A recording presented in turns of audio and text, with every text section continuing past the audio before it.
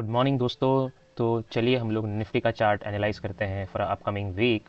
और शुरुआत करते हैं हम वीकली टाइम फ्रेम से। आप देख सकते हो पिछला 3 हफ्ता हुआ है, 3 वीक हुआ है जहाँ पे हमको कंटिन्यूसली सेलिंग देखने को मिला है। बट अब अगर अगर आप कंपेयर करोगे जो fourth week, last fourth week जो था, वहाँ पर जो राइज आया है उसके कंपेयर में there is no selling pressure. तो आपको ये बेसिक स्ट्रक्चर देखकर समझ आ रहा होगा कि यहाँ पर ये एक नॉर्मल पुल बैक है और ये एक लॉन्ग जाने का एक अपॉर्चुनिटी है। सेलिंग प्रेशर जब शुरू होता है बाजार के अंदर तो वो इस तरीके से शुरू होता है। आपको ये वीक नज़र आ रहा होगा, यहाँ देख सकते हो ये वीक और ये वाला वीक देख सकते हो आप, जो सितंबर 24 में शुरू हुआ था कि ऐसा बेरिश कैंडल, एक ऐसा सेलिंग प्रेशर जो पिछले 2-3 सेशन को इजीली एंगल्फ कर ले, तब कहा जाता है कि यह सेलिंग प्रेशर शुरू है, सेल बाजार में मंदी आ सकती है ना, बियर वापस आ गए हैं, वो सारी चीज़ें। बट आप अगर करंट स्ट्रक्चर देखोगे वीकली टाइम फ्रेम का, जो कि बहुत क्लीन है, कितना क्लीन है आप देख सकते हो, एक बड़ा सा ग्रीन कैंडल है हमारे पास, उसके बाद स्लोली स्लोली ग्रेजुअली सेलिंग में प्राइस नीचे आया है। ठीक है, 3 हफ्ते लगा देता है प्राइस नीचे आने में, जस्ट जो भी बाय हुआ था। तो इससे एक आपको रफ आइडिया आ गया होगा जो मैं आपको बताना चाह रहा हूँ कि मैं अभी भी बाजार को लेकर बुलिश हूँ। हाँ, इंट्राडे लेवल पे या शॉर्ट टर्म के लिए माइनर, वहाँ पर हम बेरिश का अपॉर्चुनिटी ज़रूर प्लान कर सकते हैं जब भी मौका मिले। तो हम आगे बढ़ाते हैं एनालिसिस को और मैं मेरे लेवल्स ऑन कर देता हूँ।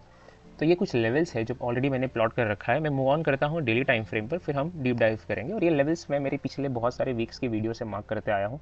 तो आपने अगर वो नहीं देखा है वीकली वाले वीडियोस तो जाकर ज़रूर देखिए, तो आपको भी आइडिया होगा कि क्या क्या लॉजिक है ये सारे लेवल्स को मार्क करने का।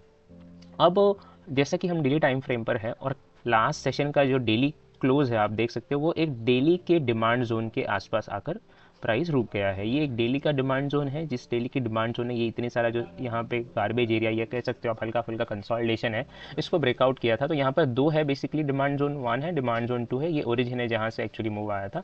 तो दोनों भी हमारे लिए वैलिड है।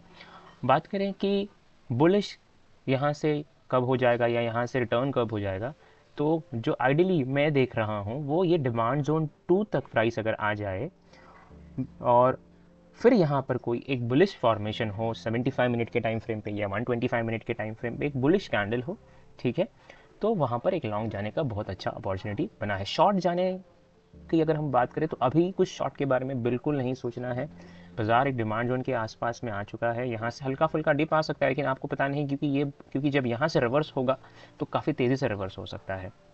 और मैं इन्हीं लेवल का क्यों इंतज़ार कर रहा हूँ, बहुत सारे देखिए मल्टीपल रीज़न है। पहला चीज़ ये है, बाजार जो है ऊपर से जो ये सेलिंग प्रेशर आ रहा है ये किसी बड़े टाइम फ्रेम के रेजिस्टेंस से नहीं आ रहा है, ठीक है, जस्ट एक नॉर्मल पुल बैक आ रहा है।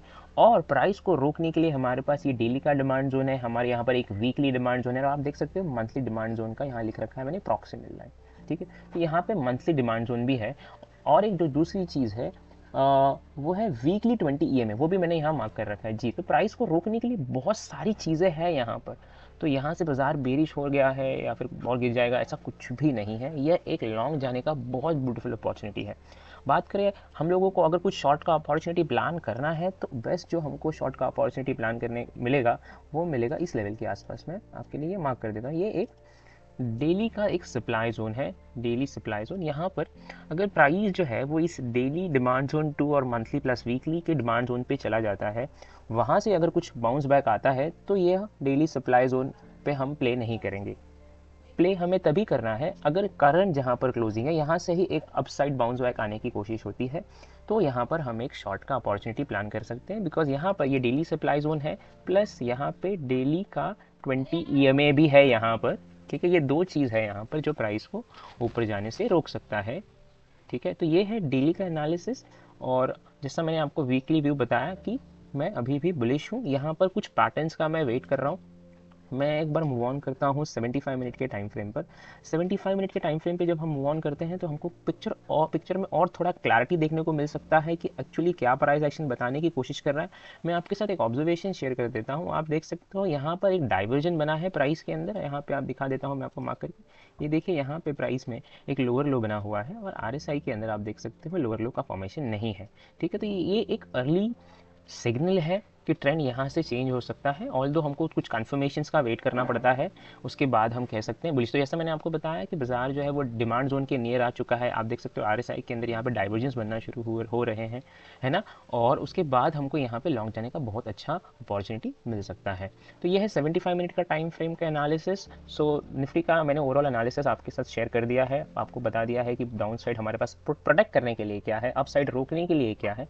एक बार अगर price monthly plus weekly plus daily के डिमांड जोन से चलना शुरू होगा, तो आप मुझे बताइए कि क्या उसको डेली का सप्लाई जोन उसको रोक सकता है? बिल्कुल नहीं रोक सकता है ना, बिकॉज बड़े टाइम फ्रेम से रैली शुरू हुआ है, तो छोटा टाइम फ्रेम का सप्लाई जोन या छोटा टाइम फ्रेम का रेजिस्टेंस लेवल उसको रोक नहीं पाएगा। ठीक है, तो उसी तरह से ये चीज़ें डिमांड सप्लाई या सपोर्ट रेजिस्टेंस काम करते हैं। तो ये है आपके सामने निफ्टी का एनालिसिस। चलिए हम एक बार बैंक निफ्टी भी देख लेते हैं, और बैंक निफ्टी भी हम शुरू करेंगे एक बार वीकली टाइम फ्रेम से। तो मैं एक बार जो है लेवल्स को हाइड कर देता हूँ आपके सामने, और आप देख सकते हो कि यहाँ पे भी सेम काइंड ऑफ स्ट्रक्चर आपको देखने को मिल रहा होगा, जहाँ पर एक बड़ा बुलिश कैंडल है, बट उसके बाद जो सेलिंग प्रेशर आया उसको 3 हफ्ते लग गए, मतलब there is no selling pressure in the market, it just a normal pull back. ठीक है, मैं सारे लेवल्स को ऑन कर देता हूँ आपके लिए। लेवल्स की बात करें, आप देख सकते हो जिस तरह से निफ्टी एक डेली डिमांड जोन के पास आके रुका है, वैसे ही बैंक निफ्टी भी एक डेली डिमांड जोन के आसपास रुका है, और नीचे हमारे पास इमीडिएट वीकली का डिमांड जोन प्लस मंथली का डिमांड जोन भी है। तो जिस तरह से हमने पैटर्न ऑब्जर्व किया निफ्टी में, वैसे ही सेम पैटर्न आपको बैंक निफ्टी में भी नज़र आ रहा है। और सेम यहाँ पर आपके सामने एक छोटा सा सप्लाई जोन है, डेली का ये एक सप्लाई जोन है।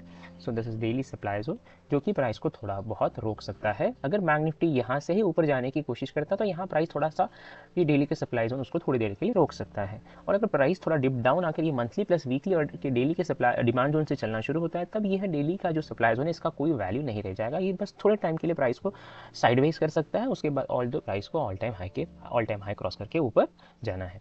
तो ये है बैंक निफ्टी का एनालिसिस। एक बार छोटा टाइम फ्रेम पर जाके देख लेते हैं कि क्या हमारे पास कोई और स्ट्रक्चर यहाँ हमको देखने को मिल रहा है। तो जैसा हमको निफ्टी में डाइवर्जेंस नज़र आ रहा था, वैसा बैंक निफ्टी में कोई डाइवर्जेंस नहीं है। इसका मतलब जैसा मैं आपको बता रहा था कि प्राइस थोड़ी गुंजाइश है नीचे आने की, और जैसा जैसे प्राइस एक्शन डेवलप होगा उसके अकॉर्डिंग हम डिसीजन प्लान कर सकते हैं। ठीक है, प्राइस बिकॉज हमें कैसा होगा, जिस तरह से बाजार मूव करता है हमारे डिसीजन को हमें चेंज करना पड़ता है, जो भी प्राइस एक्शन जो भी पैटर्न वहाँ पर डेवलप होते हैं उसके अकॉर्डिंग।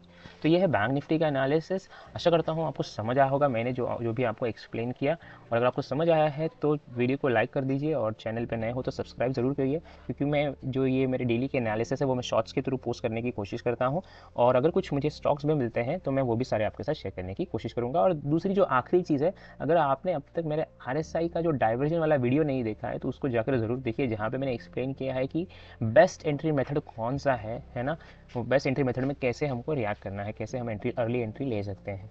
तो जाके ज़रूर चेकआउट करिए, मैं वीडियो के डिस्क्रिप्शन में वो लिंक दे दूँगा। तो चलिए मिलते हैं।